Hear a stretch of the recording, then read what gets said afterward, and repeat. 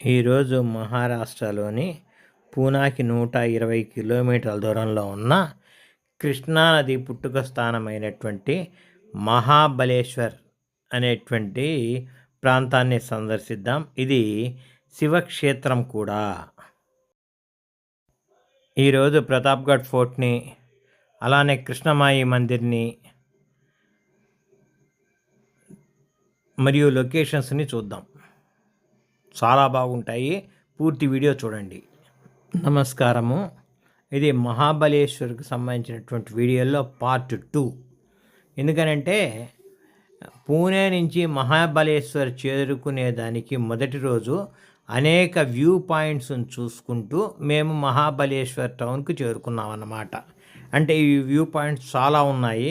Elephants view అని, Mapro gardens, ఇలా చెప్పుకుంటే చాలానే ఉన్నాయి. వాటిని చూసుకుంటూ మహాబలేశ్వర్ సాయంత్రం 4 గంటలకు చేరాము. ఎందుకనంటే వర్షం పడుతున్నందువల్ల, చాలా చలిగా ఉన్నందువల్ల మేము అనుకున్నటువంటి ఏరియా కవర్ కావటం వల్ల కాస్త ఎర్లీగానే రూమ్కి వచ్చాము. కానీ ఇక్కడ రూమ్కి వచ్చేటప్పటికి బాగా చల్లగా ఉంది. ఇదిగోండి మేము తీసుకున్న రూము. ఇది బాగానే ఉంది. 1500 రూపాయలకి నలుగురికి అకామిడేషన్ ఇచ్చాడు. ఈ రూము వెచ్చగా ఉంది, బాగానే ఉంది. మినిమం ఫెసిలిటీస్ అన్నీ ఉన్నాయి. అలానే టాయిలెట్స్ అన్నీ కూడా బాగానే ఉన్నాయి. ఏం పెద్ద ఇబ్బంది ఏం లేదు. కాకపోతే రూము కాస్త చిన్నగా ఉండొచ్చు, కానీ చల్లగా ఉన్న వాతావరణానికి బాగానే ఉందనిపించింది. ఇదిగోండి టాయిలెట్స్ అన్నీ కూడా బాగానే ఉన్నాయి. ఈ సాయంత్రం 4 గంటలకు వచ్చాము. వచ్చి కాసేపు 10 నిమిషాలు రూమ్లో రిలాక్స్ అయ్యి కాళ్ళు చేతులు కడుక్కొని టిఫిన్ చేయడానికి బయటికి వెళ్ళామన్నమాట. ఈ టిఫిన్కి వెళ్ళేటువంటి హోటల్ కూడా కొంచెం అందుబాటులోనే ఉంది. దాదాపు 100 మీటర్లు. ఈ 100 మీటర్లు నడవాలంటే కూడా మాకు చాలా ఇబ్బంది అనిపించింది. ఎందుకంటే సన్నగా వర్షం పడుతున్నది, ఫాగు, ఇవన్నీ ఉన్నాయి. అయితే వెజిటేరియన్ హోటల్లో మనకు నచ్చినటువంటి అన్నీ కూడా దోశ, ఇడ్లీ లాంటివి దొరికాయి. తర్వాత అలానే అదే రోజు రాత్రి కూడా అదే హోటల్కి వెళ్ళి మళ్ళీ ఇడ్లీ, దోశ లాంటివి తిన్నాము. ఇది రాత్రి 10:30 అప్పుడు. వ్యూ కూడా చాలా బాగుంది. అమ్మవారి యొక్క పూజలు జరుగుతున్నాయి. మరుసటి రోజు పొద్దున్నే 8 గంటలకు లేచి టిఫిన్ చేసుకొని తర్వాత మహాబలేశ్వర్లో ఉండేటువంటి ముఖ్యమైన ప్రాంతాలు, ముఖ్యంగా ప్రతాప్గఢ్ ఫోర్ట్ చూడటానికి బయలుదేరాము. ఇక్కడికంటూ వస్తే, మహాబలేశ్వర్ వస్తే ఖచ్చితంగా ప్రతాప్గఢ్ ఫోర్ట్ చూడవలసిందే. ఎందుకంటే చాలా గొప్పగాను ఉంటుంది. చాలా అద్భుతమైన లొకేషన్స్. శివాజీ యొక్క ఆ పరిపాలనా విధానం అయితేనేమి, యుద్ధ నీతిని కానీ ఇక్కడ మనం కొంత అర్థం చేసుకోవచ్చు. ఎందుకంటే శివాజీ గెరిల్లా యుద్ధం చేశాడు. కొండల మీద ఉండి చాలా నేర్పుగా తక్కువ మంది సైన్యంతోనే ఎక్కువ మంది సైన్యాన్ని దెబ్బతీసే విధంగా అతని యొక్క యుద్ధ నిపుణత ఉంటుంది. ఈ విధంగా కొండ మీదకి వెళ్ళాలంటే అనేక మలుపులతో కూడినటువంటి రోడ్డు చూడండి ఎలా ఉందో. దాదాపు పొద్దున 9:30, 10 గంటలప్పుడు ఇలా ఇంకా ఫాగ్ ఉంది. అసలు ముందు వైపు ఏమీ కనబట్టలే. స్థానికమైనటువంటి డ్రైవర్ కాబట్టి అతను వెళ్ళగలుగుతున్నాడు. మన కొత్త వాళ్ళైతే వెహికల్ తెచ్చుకుంటే ఇక్కడ నడపలేమేమో అనిపిస్తున్నాయి. ఎందుకంటే దాదాపు 10 మీటర్ల ముందుకు కూడా చూడగలిగినటువంటి స్థితి లేదు. చిన్న పొరపాటు జరిగినా కూడా భారీ నష్టం జరుగుతుంది. కాబట్టి ఇక్కడ స్థానికుల యొక్క సహకారం మనం తీసుకొనే ఇలాంటి సమయంలో ముందుకు పోతాం. ముఖ్యంగా 6 నెలల కాలం ఇలానే ఉంటుందట.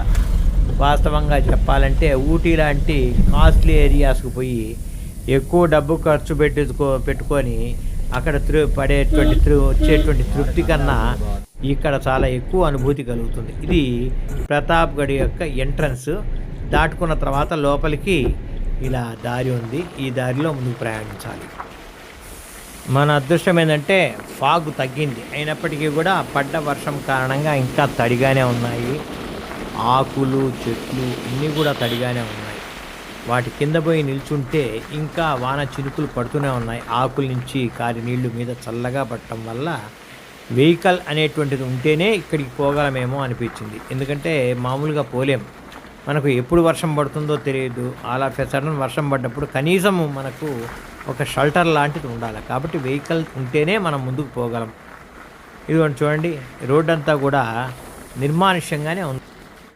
ట్రాఫిక్ ఏమి ఎక్కువ లేదు కాబట్టి ప్రశాంతంగా పోగలిగాం. పైగా రోడ్లు బాగానే ఉన్నాయి. ఇంతలా వర్షాల్లో కూడా రోడ్లు ఈ విధంగా ఉన్నాయంటే బహుశా అది ఇక్కడే చెల్లుతుంది. ఇలా పూర్తిగా అప్ అండ్ డౌన్స్, ఎక్కువ టర్నింగ్స్. ఇదిగోండి మహారాష్ట్ర బస్సు, ఏదో అప్పుడప్పుడు ఒక్క బస్సు కనబడుతుంది. అంటే మొత్తానికి బస్సులు అయితే ఉన్నాయి కానీ స్థానికులకు తెలుస్తుంది, కానీ మనకు దాని టైమింగ్స్ తెలిసే అవకాశం లేదు. ఏదో మార్నింగ్ ఒకటి పోగలదు రాగలదు, అలానే సాయంత్రం ఒకటి పోగలదు రాగలదు అనుకుంటా. ఎందుకనంటే అంత ట్రాఫిక్ లేదు. మనం దాదాపు ప్రతాప్గఢ్ ఫోర్ట్ని చేరుకున్నాము. ఇక్కడ పార్కింగ్ ఇదన్నమాట. ఈ పార్కింగ్లో మన వెహికల్ని వదిలేసుకొని అందుబాటు అయినటువంటి మంచి టీ ఒకటి తాగి ముందుకు వెళ్తే ఈ ఎంట్రన్స్ నుంచి లోపలికి ప్రవేశించాలి. చూడండి జెండా ఎలా రెపరెపలాడుతున్నదో, కాషాయ వర్ణం జెండా. వాస్తవంగా చెప్పాలంటే మహారాష్ట్రలో ఉండేటువంటి వాళ్ళ యొక్క భారతీయ భావనని మనము అర్థం చేసుకుంటే నిజంగా ఒళ్ళు పులకరిస్తుంది. ఇలా కొద్ది దూరం ఒక 50 మీటర్ల ముందుకు నడుచుకుంటూ వెళ్ళాలి. ఇక్కడ ఈ కాస్త నడవాల్సి ఉంటుంది. ఇలా ముందుకు వెళ్ళిన తర్వాత అక్కడ ఎంట్రన్స్ ఉంది. ఎంట్రన్స్ దగ్గర ఇది చూడండి, దాదాపు ఎంట్రన్స్ దగ్గరికి వచ్చాం. ఇక్కడ ఈ సెల్ ఫోన్ సిగ్నల్స్ బాగానే ఉన్నాయి, ఏం ఇబ్బంది ఏం లేదు. ఇలా ముందుకు నడుచుకుంటూ పోతే ఇక్కడ చూడండి శివాజీ కటౌట్ ఉంది. దాని మీద హిందీలో చరిత్రని సంక్షిప్తంగా రాశారు. ఆ చరిత్రను నేను చెప్తాను కాబట్టి అవగాహన వస్తుంది. ఈ విధంగా పక్కన మెట్లు ఉన్నాయి. ఆ మెట్ల నుంచి ఎక్కిపోవాలి. నీళ్లు చూడండి ఇంకా జలజల జారుతూనే ఉన్నాయి. అంటే దాదాపు 6 నెలల కాలం ఇలానే నీళ్లు జారుతూనే ఉంటాయి. అందుకనే మెట్లు కూడా కొంచెం జాగ్రత్తగానే ఎక్కాలి, ఎందుకంటే జారే అవకాశం ఉంది. కొంచెం ఈ పాచి లాంటివి పట్టిందంటే కొంచెం ఇబ్బందికరంగా ఉంది. చూడండి గోడలన్నీ కూడా ఆకుపచ్చగా పాచి పట్టున్నాయి, ఆల్గే పట్టుంది. కాబట్టి కొంచెం జాగ్రత్తగానే వెళ్ళవలసి ఉంటుంది. అంతేకాకుండా తప్పనిసరిగా షూస్ ఉండాలి మనకు, అలానే రెయిన్ కోట్ ఉండాలి. ఎందుకనంటే ఇక్కడ నీళ్లు ఎప్పుడూ పడుతున్నందువల్ల జలగలు ఉండే అవకాశం ఉంది. ఇవేం ప్రమాదకరం కాదు, కానీ కాలుకు పట్టుకొని రక్తాన్ని పీలుస్తున్నప్పుడు మనకు నొప్పి తెలియదు. ఎందుకంటే జలగ రక్తాన్ని పీల్చేటప్పుడు ఒక రకమైనటువంటి సెలైవాని మన శరీరం మీద ప్రవేశపెడుతుంది. కాబట్టి రక్తం పోతున్నప్పటికీ మనకు బాధ తెలియదు. కాబట్టి అది రక్తం పీలుస్తున్న సంగతి మనకు తెలియదు. కాకపోతే ఇక్కడ స్థానికులు ఏంటంటే సున్నం పూస్తారు, ఇబ్బంది లేదు. కాకపోతే మనం కూడా సున్నం దగ్గర పెట్టుకుంటే సేఫ్టీ. అంటే ఆ జలగ పట్టుకోగానే దాని అతికిన భాగానికి, మన శరీరానికి అతికిన భాగానికి సున్నం పూస్తే అది ఊడిపోతుంది. ప్రమాదకరమేం కాదు. చూడండి ఆ కోటలు ఎంత ఎత్తుకు ఎలా ఉన్నాయో. అంటే ఇది ప్రవేశ ద్వారం. ఇక్కడి నుంచి తప్ప లోపలికి ఎవరు ఎంటర్ కాలేరు. అంటే ఒకళ్ళు ఇద్దరు రావాల్సిందే, కానీ ఒక మూకుమ్మడిగా గుంపుగా వచ్చే అవకాశమే లేదు. తర్వాత ఎదుట అన్ని రకాలైనటువంటి రక్షణ తంత్రాలు ఉంటాయి. ఎక్కువ మంది వస్తే వాళ్ళు ఫిరంగులు పెట్టి పేల్చేసి చాలా నానా బీభత్సాన్ని సృష్టించగలరు అన్నమాట. కాబట్టి ఇలాంటి కోట శత్రు దుర్భేద్యమైనటువంటి కోటలు. ఈ కోటని కనుక మనం చూస్తే ఇది 2 రకాలుగా ఉంటుంది, లోయర్ ఫోర్టు, అప్పర్ ఫోర్ట్. ఇప్పుడు లోయర్ ఫోర్టుని దాటుకొని మనం అప్పర్ ఫోర్ట్కి వెళ్ళి అక్కడ చూసుకొని వద్దాము. ఈ ప్రతాప్గఢ్ యొక్క సంక్షిప్తమైన చరిత్ర చెప్పాలంటే ఇది 17వ సెంచరీకి సంబంధించింది. ఇది మహారాష్ట్రలో సతారా జిల్లాలో ఉంది. మహాబలేశ్వర్ టౌన్కి 24 కిలోమీటర్ల దూరంలో ఉంది. ఈ కోటని 1656లో శివాజీ నిర్మించారన్నమాట. ఇక్కడే 1659లో అఫ్జల్ ఖాన్ని ప్రతాప్గఢ్ ఫోర్ట్లో అఫ్జల్ ఖాన్ అనేటువంటి ఇతను సైన్యాధిపతి. ఎవరికంటే బహుమనీ సుల్తాన్లు ఆదిల్ షా యొక్క సైన్యాధిపతి. ఇతను శివాజీని మట్టు పెట్టడానికి వ్యూహాత్మకంగా వస్తాడు. అతను శివాజీని మట్టు పెట్టే లోపలే శివాజీ రహస్యంగా తీసుకెళ్ళినటువంటి పులిగోర్లని తగిలించుకొని చేతుల ఏళ్లకి అతన్ని రక్కి చంపేస్తాడు. కాబట్టి ఇదన్నమాట ఇక్కడ వీరగాథ. దాదాపు 450 మెట్లు ఎక్కి మనము ఇక్కడికి చేరుకోగలము. ఇది సముద్రానికి దాదాపు 1080 మీటర్ల ఎత్తుంది. ఇక్కడ వాతావరణం చాలా ప్రత్యేకంగా చాలా బాగుంటుంది. ముఖ్యంగా ఎండల కాలం అయితే కూడా చాలా చల్లగా ఉంటుంది. దాదాపు 6 నెలల పీరియడ్ ఇలానే వర్షాలు పడుతుంటాయి. చూడండి, చిన్న పిల్ల కూడా ఎంతగా ఒట్టు పెట్టి సింధూరం అంటే భారతీయత ఉట్టి పడుతున్నది పిల్లల్లో కూడా. ఆ హైందవ ధర్మానికి ప్రతీకగా ఉన్నటువంటి శివాజీ ఆ రక్తం ఇంకా మహారాష్ట్రలో అట్నే ఉంది అనిపిస్తుంది. ప్రతి ఒక్కళ్ళు కూడా సింధూరాన్ని ధరించి నిజమైన హైందవులుగా అక్కడ వాళ్ళు తిరుగుతున్నారు. ఇక్కడికి వస్తే ఇది భవానీ మాత దేవాలయం. శివాజీకి చాలా ముఖ్యమైనటువంటి దేవత. ఈమె పూజ చేయకుండా అతను ఏమి కూడా చేయలేదు. అంటే ఇప్పుడు మనము పైభాగం ఫోర్ట్ యొక్క అప్పర్ ఫోర్ట్కి వచ్చాం. అప్పర్ ఫోర్ట్లో ఈ దేవాలయం ఉంది. ఈ దేవాలయంలో మాతని సందర్శించుకొని ముందుకు వెళ్ళాలి. ఇక్కడ చూడండి, ఈ దేవాలయానికి ఒక భటుడులాగా ఆ పాత నాటి ఆ సైనికుడి యొక్క ఆ విధంగా ఒక చిన్న ఒక స్టాచ్యూ ఉంది. దాని పక్కన నేను సరదాగా ఫోటో తీయించుకున్నాను. ఈ దేవాలయాన్ని దాటి ముందుకు వెళ్తే పైన అంటే శిఖరం పైన శివాజీ యొక్క శిల్పం ఉంది. దాదాపు ఇది 17 అడుగుల ఎత్తట. ఇక్కడ ఈ ఇంకా ఫాగ్ ఉన్నందువల్ల పూర్తి క్లారిటీగా మనకు శివాజీ ముఖాన్ని కనబడటం లేదు మనకు. ఈ విధంగా ఈ చుట్టూ మనకు దారి వేసున్నారు. ఈ దారి ద్వారా మనకు ముందుకు నడిస్తే చాలా మంచి ఆహ్లాదకరమైన వాతావరణం ఉంది. ఇక్కడ ఈ సంబంధించిన సంఘటనకి ఈ ఘట్టానికి సంబంధించినటువంటి విషయాలు కూడా రాసి ఉన్నారు. దాన్ని చూసైనా మనం తెలుసుకోవచ్చు. చూడండి, ఆ శివాజీ స్టైలు ఎంత వీరోచితంగా. ఛత్రపతి శివాజీ అంటే అదే మరి, గుర్రం మీద లంఘిస్తూ అంటే తన సహజమైనటువంటి విధానం అదే. అందుకనే అంత గొప్పగా చిత్రీకరించారు. ఆ శివాజీలో ఎప్పుడూ కూడా ఆ యొక్క వీరత్వము, తల్లికిచ్చిన మాటను నిలబెట్టుకునేటువంటి లక్షణము, అలానే హైందవ జాతి యొక్క పునరుద్ధరణకి అతని యొక్క నిబంధన, దానికి కట్టుబడి ఉండటము, ఇవన్నీ కూడా శివాజీని చాలా గొప్పవాడినిగా చేసింది. మహారాష్ట్ర అంటే శివాజీ, శివాజీ అంటే మహారాష్ట్ర అన్న స్థాయిలో మనకు గుర్తుండిపోయే విధంగా శివాజీ యొక్క బొమ్మలు, ముఖ్యంగా శిల్పాలు మహారాష్ట్ర అంతా కూడా మనకు కనబడుతూనే ఉంటాయి. ఈ స్టాచ్యూ నుంచి మనము కొంచెం పక్కలకు వెళ్ళి చూస్తే అలా దట్టమైనటువంటి అడవి, కొండలు మనకు కనబడతాయి. చాలా అందమైనటువంటి ప్రాంతం ఇది. వాస్తవంగా చెప్పాలంటే వేసవి కాలంలో కనుక ఇక్కడికి వస్తే ఇది వేసవి విడిదే. ఇక్కడికి అందుబాటులో ఉన్న లోనావాలా అని కూడా ఉంది మహారాష్ట్రలో. అది కూడా సమ్మర్ రిసార్టే. కాబట్టి ఎంతో ఎక్కువ ఖర్చులు, వ్యయ ప్రయాసాలకు వచ్చి ఊటీకి పోవడం మనకు ఇక్కడికి కూడా రావచ్చు. చాలా చల్లగా ఉంది. ఇలా స్టాచ్యూ చుట్టూ గార్డెన్ ఉంది. దాని చుట్టూ తిరిగి మనం చూస్తే చాలా ఆనందకరంగా ఉంది. మంచి ప్రాంతం. ఇక్కడ శివాలయము కేదారేశ్వర్ మందిర్ ఉంది. చూడండి, ఈ మందిర్లో దర్శనం చేసుకున్న తర్వాత బయటికి వస్తే ఇది లోయర్ ఫోర్ట్. కొంచెం కిందికి వస్తే ప్రతాప్గఢ్ ఫోర్టు ఇలా కనబడుతుంది. ఇది వాస్తవంగా ఐకాన్. చాలా అద్భుతంగా ఉంది ఇక్కడ లొకేషన్. అక్కడికి వెళ్ళడానికి మనం ప్రయత్నిస్తున్నాం. ఇప్పుడు అక్కడికి వెళ్తాం.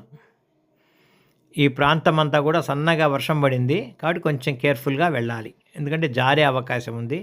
ఫోర్ట్ మటుకు నిజంగా ప్రతాప్గఢ్ ఫోర్ట్ చూస్తే దాని యొక్క రూపమే చాలా ఉత్సాహంగా ఉంది. మెట్లు ఇలా కాస్త దిగి అక్కడి నుంచి నేరుగా ఆ ఫోర్ట్ యొక్క ఎంట్రన్స్ దాకా మనం ఆ చివరి దాకా మనం పోగలం. ఇవి సహ్యాద్రి పర్వతాలు చూడండి ఎంత అద్భుతంగా ఉన్నాయో. పూర్తి పచ్చదనం. ఇలా మనం మెట్టు దిగి వస్తున్నాము. ఇప్పుడు ప్రతాప్గఢ్ ఫోర్ట్కి వెళ్తున్నాం. ఫోర్ట్ అంటే ఇందాక చూసి అప్పర్ ఫోర్ట్, ఇది లోయర్ ఫోర్ట్ అన్నమాట. ఈ ఫోర్ట్కి వెళ్తున్నప్పుడు మనకు ప్రకృతి సోయగాలు మనమందర చాలా కనువిందు చేస్తాయి. ఇక్కడ చూసేవాడికి చూసినంత, ఎందుకంటే చుట్టూ 360 డిగ్రీలు అందమైన ప్రకృతి. దాన్ని ఆస్వాదించేటువంటి ఓపిక, ఆస్వాదించేటువంటి ఆ కళ మన దగ్గర ఉండాలి. దూరంగా చిన్న చిన్న ఇళ్ళు, చిన్న టౌన్షిప్ చాలా గొప్పగా ఉంది. ఇక్కడి నుంచి మనం నడుచుకుంటూ ప్రతాప్గఢ్ ఫోర్ట్కు పోవాలి. ఈ కోటల్ని చూస్తే శివాజీ యుద్ధ నీతి, యుద్ధ తంత్రము మనకు అర్థమవుతుంది. తనకున్న కొద్ది సైన్యంతో బహుమనీ సుల్తాన్ లెక్క పెద్ద సైన్యాన్ని ఎందుకు పోరాడగలిగాడంటే ఇతని కోటలు మొత్తము కొండల్లో ఉండటము, తన సైనికులకి ఇలా కొండల మీద అడవుల్లో శిక్షణ ఇవ్వటము, గెరిల్లా యుద్ధం చేయించడం. దీనివల్ల ఒక్కడే చాటుగా ఉండి చాలామందిని దెబ్బతీయగలిగినటువంటి స్కిల్ శివాజీ సైన్యానికి ఉండేది. అందుకనే ఓ తట్టు బహుమనీ సుల్తాన్లు అయితేనేమి, ఢిల్లీ మొఘళ్ళు అయితేనేమి వీళ్ళందరూ కూడా భయపడ్డారు శివాజీని చూచి. మరోవైపు గజపతులు అలా కోట యొక్క ముందు భాగానికి పోతుంటే నిజంగా చెప్పాలంటే ఒక దర్పంగా మనకు అనిపిస్తుంది. భారతీయులమైనందుకు నిజమైనటువంటి గర్వపడే సందర్భం. ఎందుకంటే ఆ రోజుల్లో ఆ నాయకులు, ఆ రాజులు అంతగా పోరాడి మన భారతదేశం యొక్క పరువును నిలబెట్టారు. కింద మనం వచ్చినటువంటి పార్కింగ్, మన వెహికల్స్ నిలిపిన పార్కింగ్. ఇవి సహ్యాద్రి పర్వతాలు, అంటే పడమటి కనుమలని కూడా అంటుంటాం మనం. చూడండి, కొండలు, అడవులు చాలా పచ్చదనంతో మనకు ఆహ్లాదాన్ని ఇస్తున్నాయి. కాషాయ జెండా రెపరెపలు మనకు నిజంగా గర్వాన్ని తెస్తాయి. మంచి వాతావరణం, చల్లని వాతావరణం.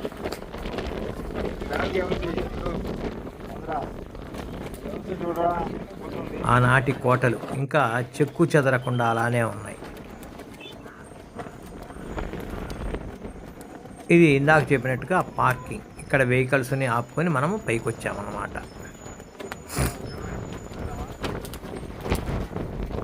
ఆ కోట నుంచి కిందికి చూస్తే అలా కనబడుతున్నది.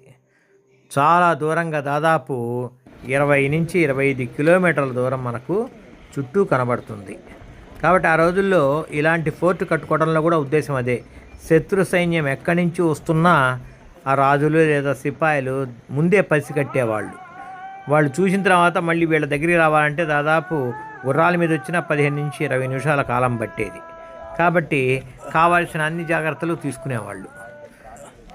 అలా పైకి వచ్చి ఆ గట్టు మీద మనం కూర్చుంటే, ఆ సేద తీర్చుతుంటే మనకుండే ఆనందమే వేరు. ఎందుకంటే బాగా నడిచి వచ్చాము, ఒక రకంగా మనం బాగా టైర్ అయి ఉంటాము. ఇక్కడ వాతావరణం మనల్ని మంత్రముగ్ధుల్ని చేస్తూ మనం పడ్డ అలసటని క్షణాల్లో పోగొట్టేటట్టుగా ఈ వాతావరణం ఉంటుంది. ఎవరైనా కూడా తప్పనిసరిగా అక్కడికి పోయి చూడండి. ఆహ్లాదాన్ని మనం ఎంత వివరించినా కూడా అర్థం కాదు. అక్కడ ఆ చల్లదనము, ఆ ప్రకృతి పలకరింపు మనం పోయి అనుభవిస్తేనే మనకు తెలుస్తుంది. ఆ సింహగఢ్ కోటని తనివి తీరా వీక్షించి మనం కిందికి వచ్చేసాం. కిందికి వచ్చిన తర్వాత మన వెహికల్ దగ్గరికి పోయి ఇక్కడి నుంచి మహాబలేశ్వర్ టెంపుల్కి వెళ్ళాల్సిన మన నెక్స్ట్ డెస్టినేషన్ ఉంది. ఇక్కడ పూర్తిగా ఈ నోటీస్ బోర్డ్స్లో ఏమేమి చేయకూడదు అన్ని వివరాలు కూడా రాస్తున్నారు. ఇక్కడ సంక్షిప్తంగా శివాజీ ఏ తేదీన అఫ్జల్ ఖాన్ని తుదముట్టించాడో అర్థమవుతుంది. 1656లో కోటని కట్టాడు. 1659లో అఫ్జల్ ఖాన్ని ఇక్కడే సంహరించాడు. అది వాస్తవంగా నవంబర్ 10వ తారీఖు 1659. ఆ డేట్ కూడా ఇందాక చూసిన బోర్డు మీద ఉంది. ఇలా మహాబలేశ్వర్ దేవాలయానికి వస్తుంటే అనేక జలపాతాలు మనకు కనిపించి చిన్న చిన్న జలపాతాలు చాలా ముచ్చటగా ఉన్నాయి. ఎంతో గొప్పగా ఉన్నాయి చూడండి. ఇలాంటి జలపాతం కనుక మనకు కనబడితే అక్కడ ఒక అరగంట సేపు ఆగిపోయి దాన్ని చూస్తూ ఉండిపోదామనిపిస్తుంది. నీళ్లు స్వచ్ఛంగా ఉన్నాయి, తెల్లగా నీళ్లు. వాస్తవంగా చెప్పాలంటే ఏదో పాలు పడుతున్నట్టే ఉంది, కానీ నీళ్లు అనిపించడం లేదు. ఎంతో అందమైనటువంటి ప్రాంతం.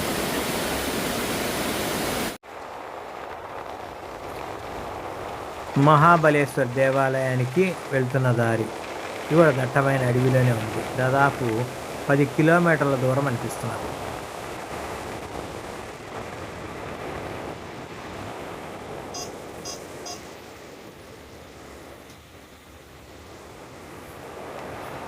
ఇప్పుడు మహాబలేశ్వర్ దేవాలయానికి వస్తున్నాం. మహాబలేశ్వర్ దేవాలయం చూడండి, వానలో బాగా తడిసి ఎంత స్వచ్ఛంగా ఉందో. సన్నగా వర్షం పడుతూనే ఉంది, సన్నగా ఏం బాగానే పడుతున్నది. ఈ దేవాలయం చూడటానికి చాలా అద్భుతంగా ఉంది. మందిర్ మహాబలేశ్వర్ కృష్ణా నది పుట్టుక స్థానంగా గుర్తించండి. ఈ దేవాలయానికి కూడా చాలా సంవత్సరాల నాటి చరిత్ర ఉంది. పంచగని మందిర్ అంటే ఇక్కడ 5 నదులు కలుస్తున్నాయని చెప్తున్నారు. కృష్ణ, కోయిని, వేణి, సాయవిత్రి, గాయత్రి అనే నదుల యొక్క సంగమ స్థానంగా చెప్తున్నారు. ఈ దేవాలయం చాలా పవిత్రంగా ఉంది. దీన్నే పంచగంగా మందిర్ అంటున్నారు. చూడండి, ఇక్కడ లోపల వైపు వాస్తవంగా ఫోటోగ్రఫీని అనుమతించరు. మన టైం బాగుండి మనం తీసుకుంటే ఎవరు పట్టించుకోలేదు. ఎంతో అద్భుతమైనటువంటి నిర్మాణం. అయితే మొత్తం తడిగా ఉంది. చాలా జాగ్రత్తగా దేవాలయంలో నడవవలసి ఉంటుంది. ఎందుకంటే జారే ఛాన్స్ ఉంది. పైగా పురాతనమైనటువంటి దేవాలయం. వాస్తవంగా చెప్పాలంటే ఇవి మనం చూడగలగడం మన అదృష్టం. ఎందుకంటే ఇంకా ఎన్నాళ్ళు ఇలా గొప్పగా ఉంటాయో మనం చెప్పలేము. ఎందుకంటే పతనావస్థకు చేరాయి. చూడండి, దేవాలయంలో ఎంత అద్భుతమైనటువంటి మెజెస్టీ ఉందో చూడండి. చాలా జెంటిల్గా గొప్పగా దాన్ని ఏమంటారంటే ఒక గొప్ప టీవీగా కనబడుతున్నది. దాదాపు దేవాలయం గోడలన్నీ కూడా పాచిబట్టి పచ్చగా ఉన్నాయి. అంటే ఆల్గా బాగా ఫామ్ అయింది, బాగా వర్షాలు పట్టడం వల్ల. ఇది ఎంట్రన్స్ అన్నమాట. దేవాలయం చాలా అద్భుతంగా ఉంది. ఈ దేవాలయం దగ్గర నుంచి సందర్శించుకున్న తర్వాత కొద్దిగా ముందుకు వస్తే కృష్ణామాయి మందిర్, లేదంటే కృష్ణాబాయి మందిర్ అని కూడా అంటున్నారు. ఇక్కడ షాపింగ్ కొంచెం బాగానే ఉంది. దేవాలయానికి సంబంధించినటువంటి, అలానే పూజకు సంబంధించి, నిత్య పూజకు సంబంధించిన వస్తువులన్నీ కూడా ఇక్కడ దొరుకుతున్నాయి. అలా ముందుకు దాదాపు నడుచుకుంటూ వెళ్తే మనకి కృష్ణమాయి మందిర్ చేరుకోగలము. ఇలా ముందుకు నడుచుకుంటూ వెళ్ళాలి. కృష్ణాయి టెంపుల్ అని, కృష్ణమాయి టెంపుల్ అని, కృష్ణాబాయి టెంపుల్ అని వేరువేరుగా పిలుస్తున్నారు. ఏదేమైనా ఆ 3 పేర్ల యొక్క అర్థం ఒకటే, కృష్ణాయి మందిర్. ఇలా ముందుకు వెళ్తే రైట్ సైడ్ తిరగాలి. ఇది మొత్తం కూడా ఏదో అడవిలో పోయినట్టుగానే ఉంది. వాతావరణం చూస్తే చాలా ఆహ్లాదంగా ఉంది. వర్షం పడుతున్నందువల్ల ఎక్కువ మంది లేరు ఇక్కడ. మామూలుగా అయితే బాగానే వస్తారు. ఇది చూడండి, దాదాపు 400 సంవత్సరాల నాటి దేవాలయము అని చెప్తున్నారు. క్లిఫ్ అంటే పర్వతం యొక్క శిఖరం మీద దాదాపు నిలిచి ఉన్నటువంటి దేవాలయం. దాని కొద్ది ముందరే చాలా పెద్ద లోయ ఉంది. అంటే ఒక రకంగా చెప్పాలంటే ఆ దరులు విరిగి పడే కొద్దీ దేవాలయం వైపుకి లోయ వచ్చేస్తున్నట్టే. కాబట్టి దీన్ని బట్టి మనకు అర్థం కావాల్సింది ఏంటంటే, ఒక రకంగా చెప్పాలంటే దీన్ని చూడటం అదృష్టమే. రైలింగ్ కట్టున్నారు. ఆ రైలింగ్ దాటిన తర్వాత కొంచెం ముందు నుంచి అంతా కూడా లోయే, చాలా లోతైన లోయ. చూడండి,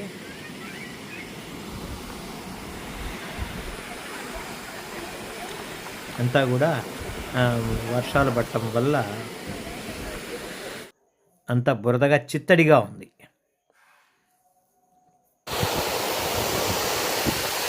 చూడండి, జలపాతం అలా జలజల పారుతూ కింద పడుతున్నది. ఎదురుగా దూరంగా ఉన్న శివునికి ఎదురుగా నంది, ఆ మధ్యలో చిన్న తొట్టిలాగా ఉంది. అక్కడ నీళ్లు పడుతున్న కృష్ణానది నీళ్లు. అదే కృష్ణ మొట్టమొదటి పుట్టుక స్థానం. ఈ స్తంభాల మీద బొమ్మలు చెక్కున్నారు. వాటిని కూడా మనం నిశ్చితంగా పరిశీలిస్తే దీనికి సంబంధించిన పూర్తి చరిత్ర మనకు తెలుస్తుంది.